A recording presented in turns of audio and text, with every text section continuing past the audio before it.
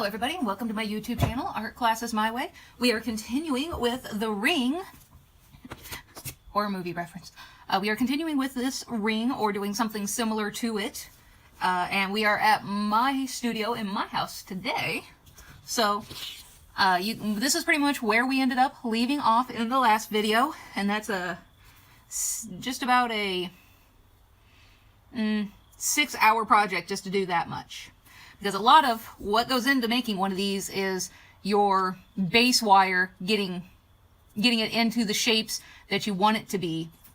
So that way you can get ready for the weaving part. And a lot of it has to do with putting something on and forming it, shaping it, and then you do a little bit of weaving, and then you got to reform it and shape it because it moved a little bit. So that it takes a while. So I decided to go ahead and chop some of that out, and you can see this is a fairly simple design here, and I have gone ahead and put some of it together just to make sure that it is what it's going to look like, and making sure that my cage, my base wire, is pretty much where I want it and it will function. So if I lift this part up, which is supposed to be the middle part of the finger, how smoothly does it work? Do things rub? And so on. And nothing rubs. It does overlay over the top where I want it to lay. And it moves really, there's no resistance in anything, and it moves very, very smoothly. So I'm pretty happy with that. And you might even have to do this. Once you get done with the base wire, shaping it and forming it into what you want it to be, then you are going to probably want to start attaching things as you build them. Once you get your first piece done, start attaching and then building forward. This guy started off with this part of the ring, the red eye part, and that is the backmost part of the finger. This is the middle part of the finger, and this is the end of the finger. I definitely recommend starting with the back and working your way forward. Now this guy's only a 2-part piece, meant for another finger to lay beside this guy, and this one's going to be the middle finger. And it's going to be a lot of fun. And then the third one's going to be the index finger. I got a little bit of glue there. Oh, that's going to bug me. Come on.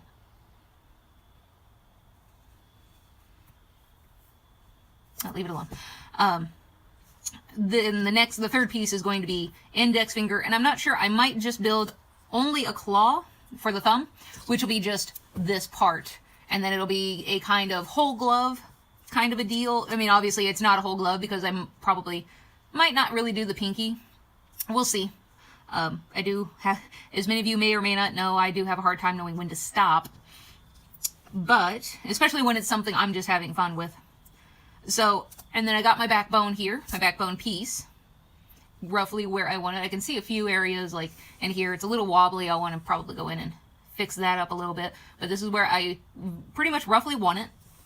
But it's going to change shape a lot because, yeah, I'm just getting my general idea of what I want this to be like. Now, many of you may wonder, well, if this part's going to get wire woven and it's going over the back of this, then why put so much detail in this part here?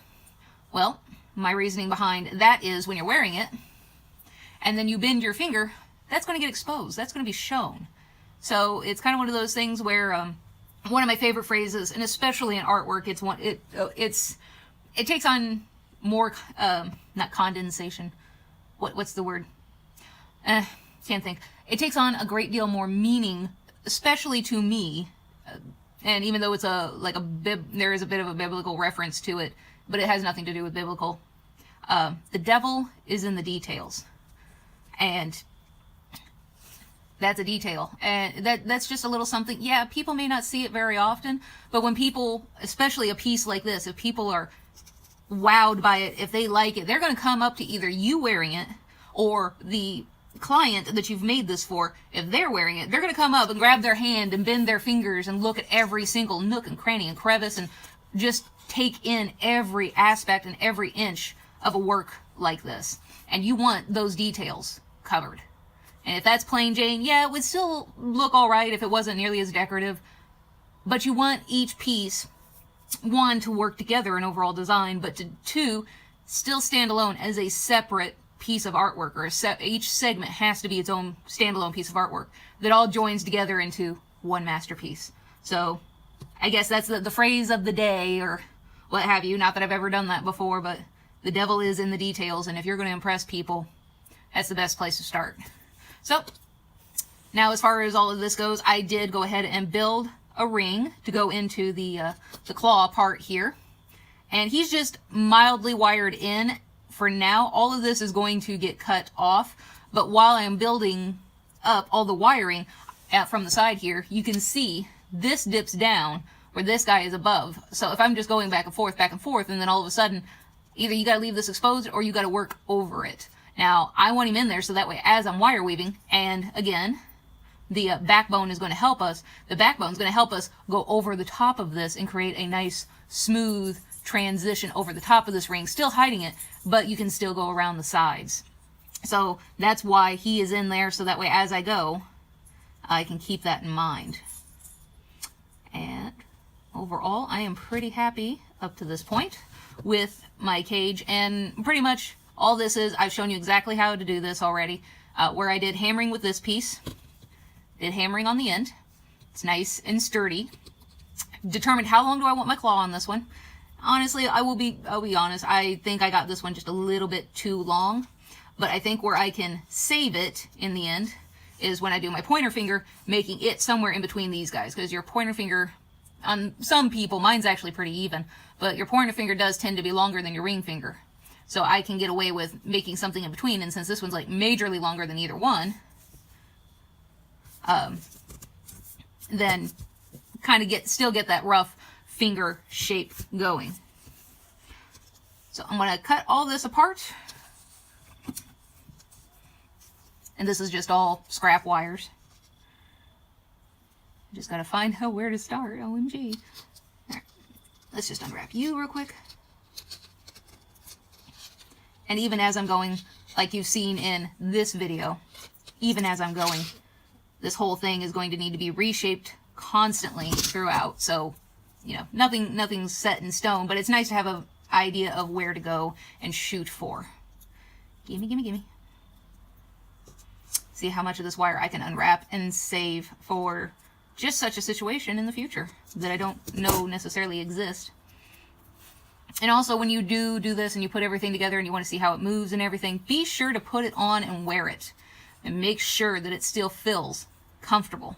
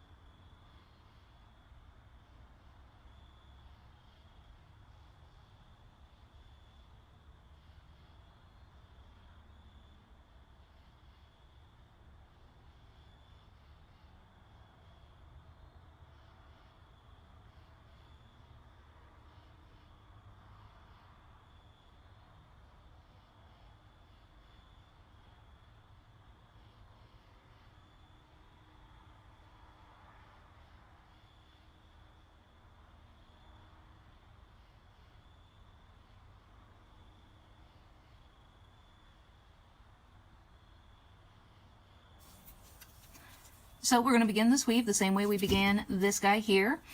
And put it down through the middle, put it all the way down to the bottom, and then we're going to wrap around one time, over, wrap around, and then that'll make that nice and secure. And you can, even if you wanted to leave this, you could tuck this back and just kind of end up wiring him in, which I think I'll just go ahead and do. And then I won't have to worry about cutting him off later. So go around twice, once around the top, wrap around once, all the way around the top to the back, wrap around here. And there's going to be quite a bit of movement in this when I'm just starting here. There. Two shorts in the back, short in the front. Around once, And then long on the top, and short.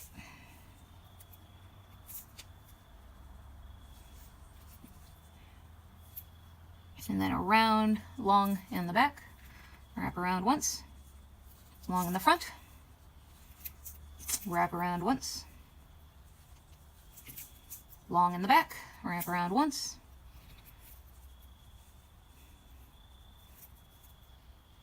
scooch.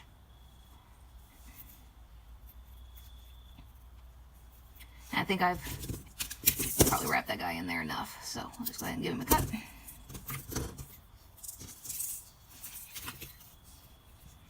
Long in the back, long in the front. And then we wrap around, long in the back, wrap around, long in the front, and so on and so on and so on. So from here, I'm going to use my time machine, and I will let you guys back in just a moment. I'm going to weave this guy up to about here, and then I'll show you how to incorporate the backbone from there. And this is the same way I incorporated the backbone into this ring. So, see you guys soon.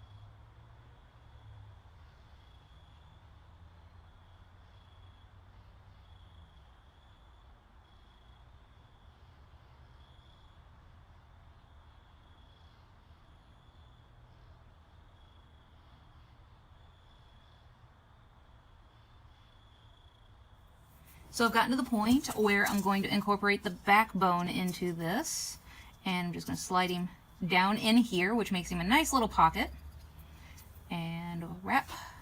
And I'm going to continue pretty much doing the same thing. So what I'm going to do is wrap around it once, trying to keep it in the middle as best you can, and then come over and wrap around again. So that way both pieces, or both sides of this backbone, have a straight piece on the top here. And then when you go along the bottom, you're going to want the same thing. You're going to go up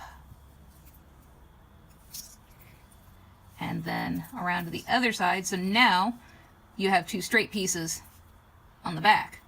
And from this point, what I'm going to do is change things up just a little, now that it's at least in there once with a good, nice and aligned in the middle, is I'm going to go around 2 times, try to fill in any gaps that are going to happen.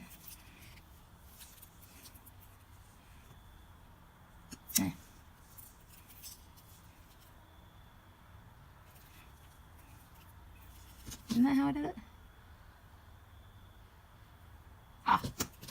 Actually, my apologies. It's around once on the outside, around twice in the middle.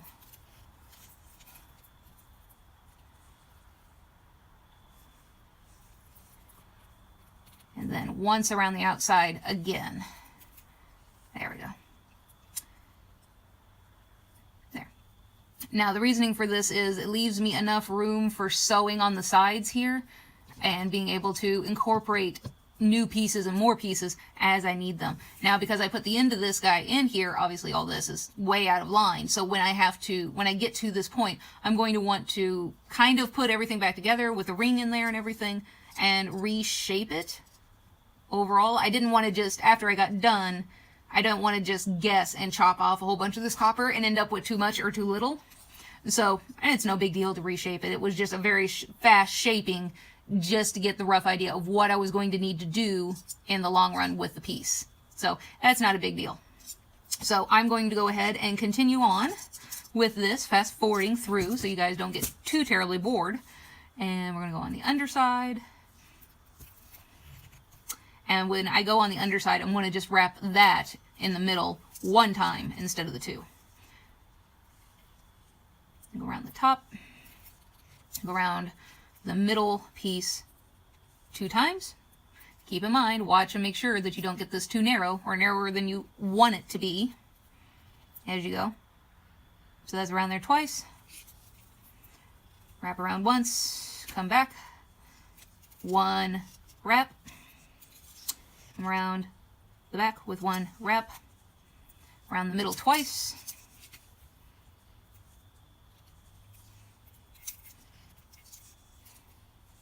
and then up.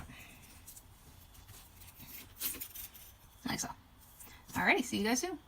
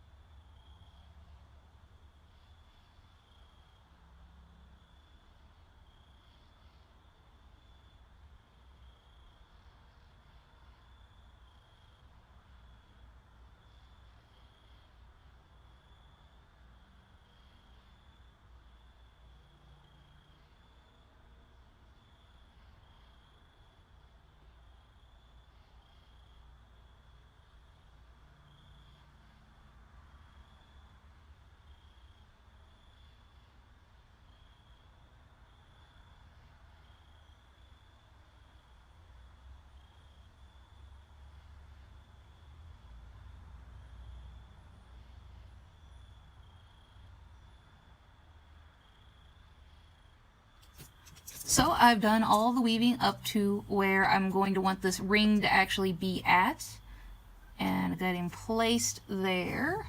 Yep. And I'm going to pretty much tie him in, just wrap around twice that way, and I'm going to go down through in between here.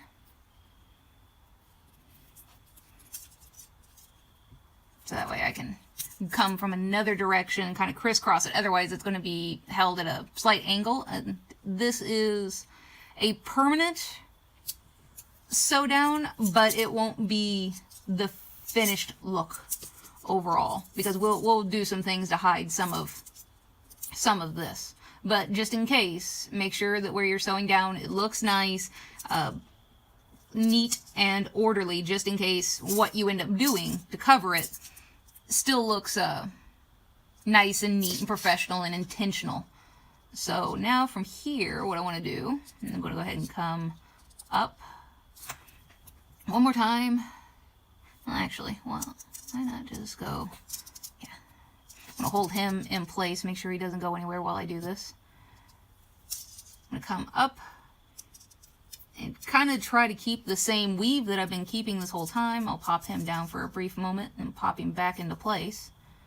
So that way I can go underneath where I need to and then come back down. Now if I space these out the same way they're spaced out on the other side, it gets that a lot closer. And a 1, and I'm going to do 2 right there for now. And now we're going to start sewing the other side in. The easy way, 1, nice and tight. 2.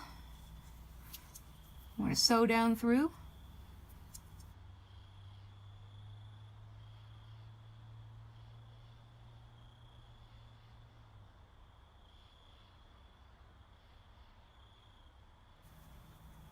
It's looking pretty great. And he's in there pretty snug, so looks like I'm gonna have to widen a little bit. Okay, I see why. Now, because I made sure it looked nice and neat on this side, but I didn't make sure it was nice and neat on the inside, so I made it a little bit less fun to wear.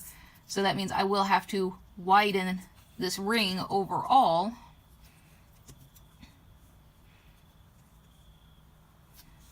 That's just something to take into account. There we go.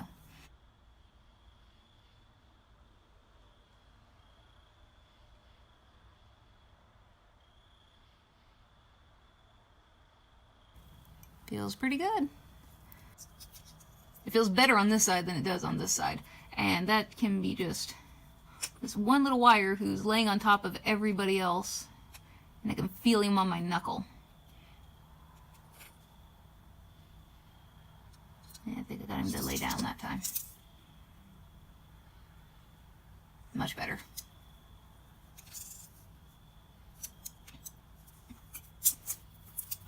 And if you can flip this thing around like that and it not come off after the first couple of times, then you're doing pretty good. I think I'll just come down one time.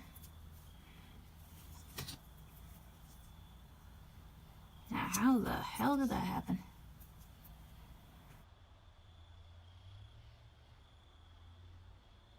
There we go. Nice and tight, tight. Okay. And from here, we'll just go ahead and keep on weaving. I'm going to put, since we're back at the top, 1, 2, and just like we've been doing this whole time. Now on this side, it's pretty well down into the corner and done. So we will go up this direction. But before we start doing that, let's go ahead and reshape a little bit.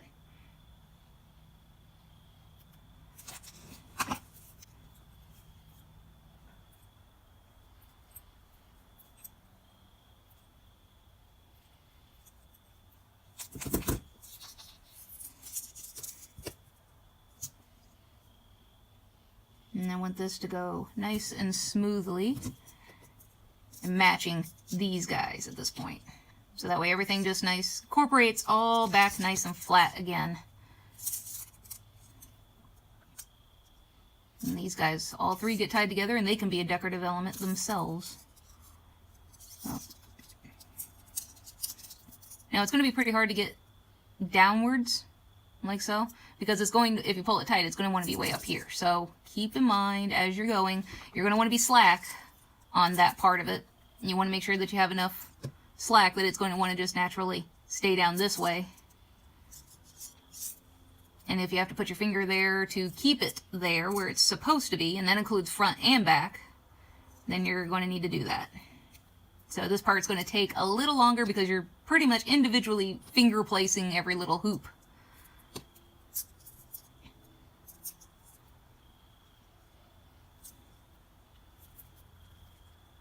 Let's see, that one got that too tight.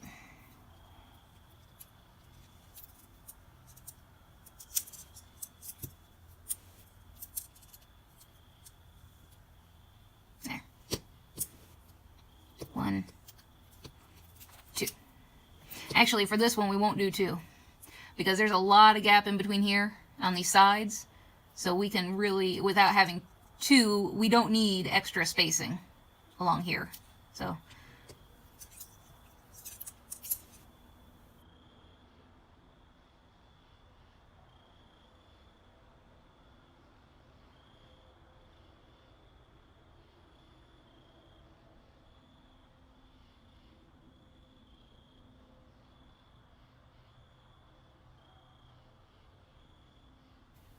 now we're getting more even.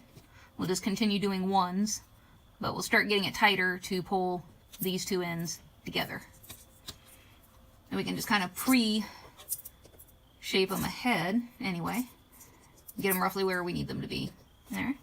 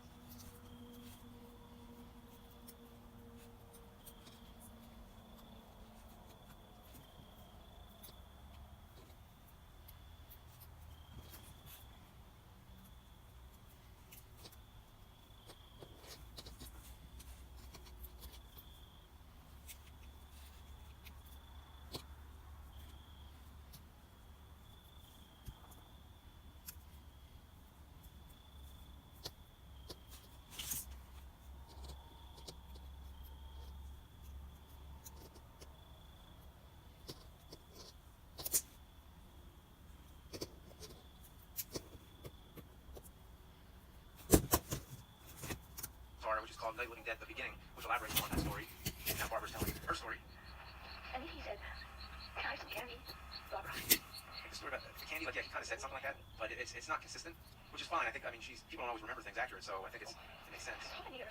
Hot. I don't know what's the point of the jacket there or whatever, but And he said, both of their stories kind of contradict a little bit. Like when Ben is talking about like the zombies running after the truck and that the truck was on fire. Usually the zombies are running away from the fire. Like so certain things aren't correct with the zombie lore or whatever, but the character stories are a little fuzzy, and that makes it kind of interesting. and Johnny kept teasing me and saying, "He's coming to get you, Barbara." It's a nice scene where, you know, Barbara gets annoying. This is it. Like now, if you're sick of Barbara, like now you're really sick of her. Why don't you just keep calm? And I said, "Goody." I should say good And evening. he grabbed me, and he ripped at me. Shut the fuck up! Yeah, it's like, yeah, you're just like, shut up. Johnny, Johnny. We have to wait for Johnny. He's dead. We better go out and get him. He's dead. My mother is not dead. And this is the moment. Oh, with all these cheer. I mean, I think anybody who just, you know, I mean, the reason he hit her here was so that they had a reason to like get her out of the movie for a bit. Like they kind of needed her character to be set aside. But Wayne, I mean, he felt very uncomfortable about this because, like we said, you know, there was a lot of racial tension going on at the time, and for him to be a black man hitting a white woman on screen at that time, he felt like, you know, he's the one who people are gonna like, you know, give him some serious shit for. So, but I think I don't know how well it seems like, but I think that anybody who sees it today, it's just kind of a funny moment in the film. We always have the radio telling us what's going on. So a lot of the movie is exposition, and we have the characters telling their stories. We have the radio telling us things. Right here, look at the shot. This is a great shot with the boards in the front. All these different like geometrics going on. We have the doorway, the vertical lines, and then we have the slanted, you know, lines with the boards, and how Ben is leaning in with that angle. So it's just these great little moments with really cool composition like this. This movie is all about the fear of what's outside. And in most of these classic horror movies, there's always a fear of what's inside the house. You know, like in Dracula, don't go to the castle, don't go to the house. You know, what kind of scary stuff might be going on inside that house. But here, the movie is all about the opposite. The soundtrack really makes this scene. It was a clever idea to have the radio broadcast playing over this. I mean, think about how boring it would have been if Ben just sat by the radio and listened to it. But no, he's doing stuff while we're hearing the radio. the music here, even though it's stock music, it's so good. I'd love to know where all these music cues came from. I know it came from a library called Capitol High Q, and I would love to know who owns that music today and where could you get all those cues. I mean, if it was old stock music that they sold at the time, like who has it now, and where could you get that music? And here we go, scaring the zombies with fire. It all started with Frankenstein. Fire bad. Is that a table on the window there? Ben is as resourceful as the filmmakers themselves. The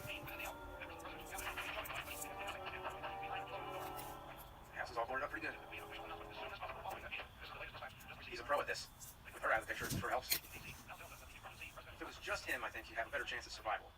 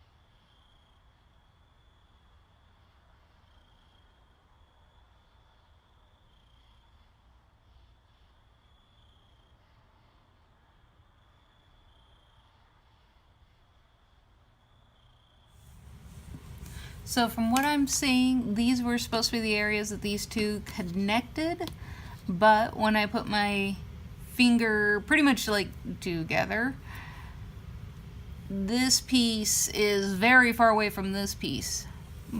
But when I bend, they do get very, very close. Now that means one of two things. Either I need to build something to bridge between the two, and at which point, in order to keep it from being a really nasty wire makeup job, a rubber band's going to be the only thing that's going to make that look pleasant.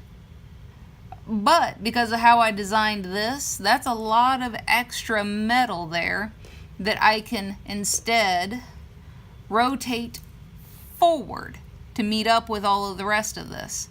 And then they will actually meet together. So let's give that a try.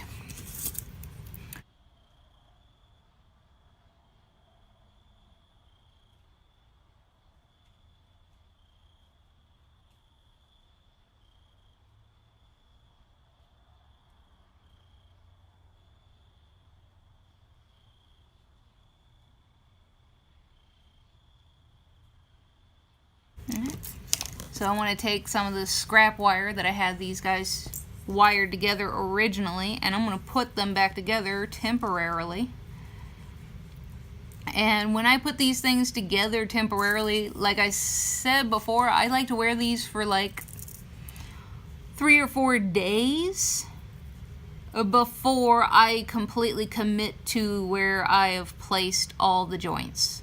So this temporary wire structure that I'm going to put on to connect these two, it is purely meant to be temporary, but it is also meant to be there at least for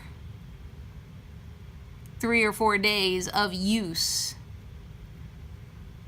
Because if it can survive a shoddy job like being together like that for 3 or 4 days, then when we put an actual rivet or a jump ring in there for permanency, that rivet and jump ring has got way more lasting longevity than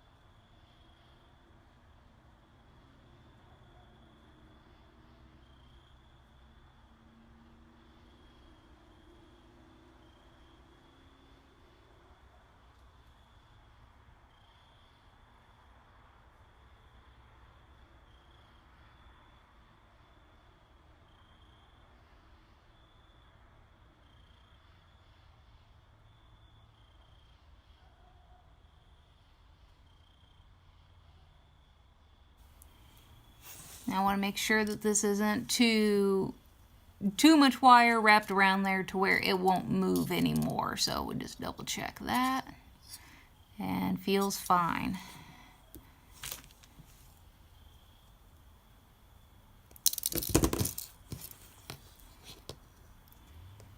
And put these two together.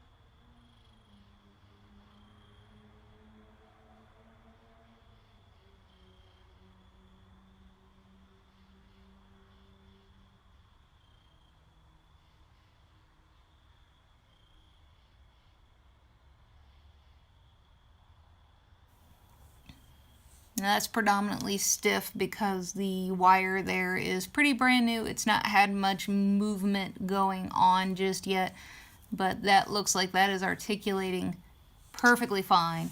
And since I ended up shoving these guys forward, let me get rid of this tail here. And yeah.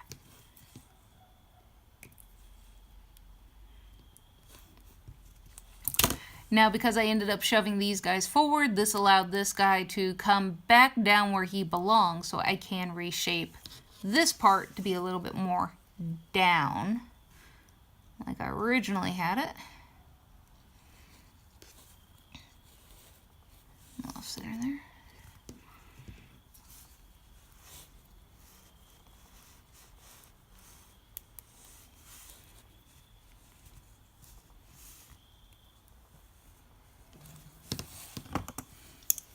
Now be careful when you're using color wires and then you turn around and use a tool on something to try to shape it. You will lose, one, you'll move your wires around and you could potentially scratch off some of your color. That's a little too far, but if I just straighten that out, there, that lays beautifully. Other than just being a little uneven, but that's easily resolved. Just push that guy over.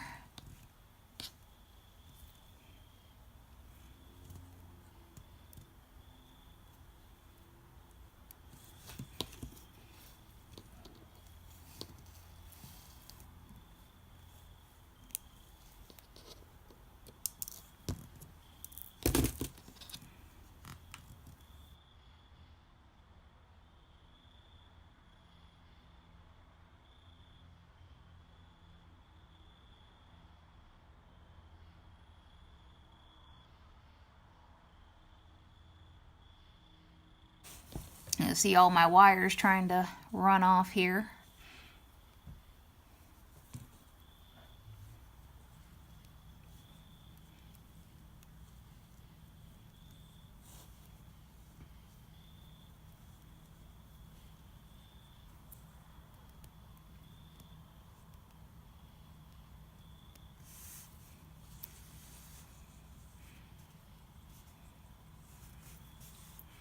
And of course, if you want to curve this more downwards, you can always feel free. And this is the point where it is easiest to try to shape it a little more. It's all together in one piece. Where I typically like to maybe curve the tip of the fingernail more there. Let us put it on.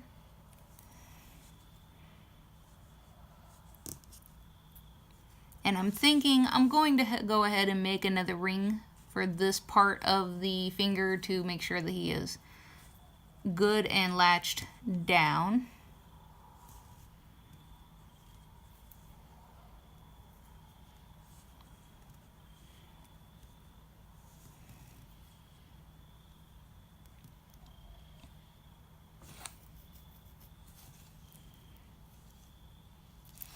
Because I thought it would be kind of a cool aspect to leave that kind of floating, but it doesn't seem like it really wants to work out that way.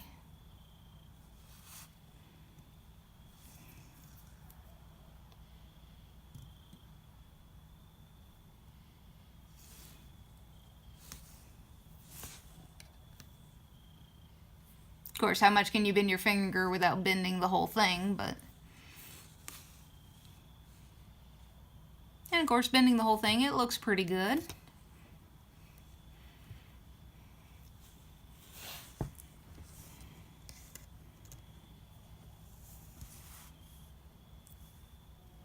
Even with my less than straight and stellar fingers.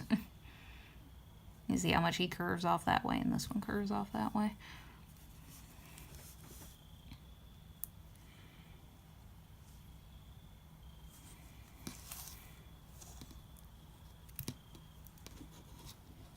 And then we can still put all kinds of decorative elements on it and functioning decorative elements, where our decorative elements are hiding maybe a slight flaw in the plan, or even creating, like for instance, if I had made these guys come around a little further, I wouldn't have had to have done the ring. I thought that maybe this would be enough, but it is not. It almost is, but just not quite. At least for long-term wear, it doesn't quite work. Or you have to get it in such a particular spot. So I think I'll still go ahead and make a ring for this section. Because this ring has two secondary rings. It's got this one, and then there's none in the middle because this guy's back here anchoring and this guy's up front anchoring. And I think what I want to do is a whole secondary made piece like this one has. It's sitting on top of a bunch of black wire where this eyeball got glued down, and then, you know, putting other elements around it to make it, to hide the fact it's glued in there. But it was only glued in there until I could make a cage that goes all the way around it to actually hold it down.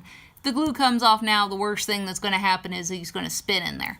But what else are you going to do? Because you can't solder him in there. It's just acrylic. That'll melt it and destroy it. And if you put a glass eyeball in there, one, you're going to have to find a glass eyeball that's in half in order to put it in there. And that's going to make that's a lot of effort to, one, either make, and if you guys are glass makers, that's going to be super sweet. Or if you find like one of those medical eyeballs, you know, the old-fashioned glass eyeballs that you pop in or whatever, then that's either you're wasting a lot of money on the newer ones, or you just destroyed a piece of history, and I can't always quite get behind that. Now, if it's already partially destroyed anyway, like there's a chip on the big, you know, like a big chip in the back of it, then go for it. Give it new life, refurbish it. I never really liked those DIY shows that, oh, we're going to take this old piece of furniture and we're going to glue maps to the top of it and da-da-da-da-da, and it's going to be a whole new piece. You just destroyed a $400 piece of, you know, history that was, you know, made by some master craftsman, furniture craftsman, and now it may have been one of his, it was a Stradivarius, and you decided to glue sheet notes all over it or cut it in half to turn it into something else, and like, good job. Not that I've actually seen that, but that's how I always feel, especially with the older historical pieces. This was something somebody meticulously made. It's one thing if it's already partially destroyed and you're trying to save the history.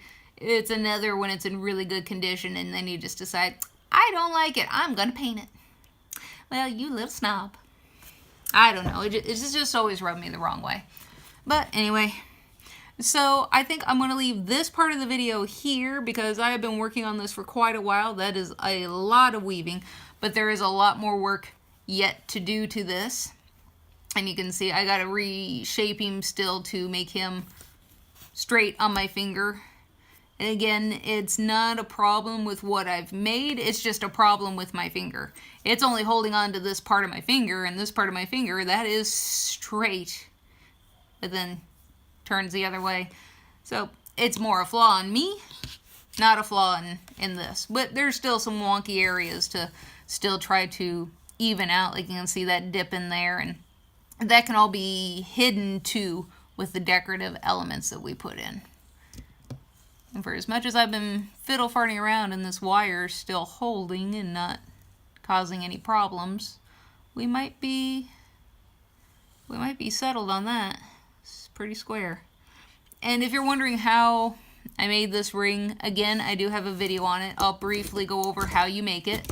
It's just 3 pieces of wire, and I staggered them. I just pulled one down, and then I pulled one down a little more, and then I just left one alone. And that makes one side, you know, gives you an angle going this way, and then the other side has an angle going the other direction. And then you just do a weave in between, curl the ends, and you're pretty much done. A very, very simple ring at that point. Super simple, beginner level. And yeah. So. Woo. My tools look so fancy. We will call that that. Thank you very much for watching, everybody. If you'd like to support me, I do have a Patreon. Whatever you're willing to donate, that is entirely up to you. That is your own business. I will be grateful for whatever you guys feel I deserve. Otherwise, be good, stay safe. I think by the time this video airs, I'm trying to get a good collection up for the holidays, so that way you guys won't go without any videos for the season. But I'm pretty sure this is going to air just before Thanksgiving, so have fun with your tryptophan. And those of you from other countries, whatever it is that you do during this time of year, I do hope you have a wonderful holiday and all the fun in the world, as long as you're not hurting anybody, right? Like maybe subjecting them to your terrible, awful gothic art of destruction and doom and, oh my God, you're a devil child. Like, well, Mom, it's just pretty. Thanks for coming and hanging out, guys, and I hope you all have a good one. Bye!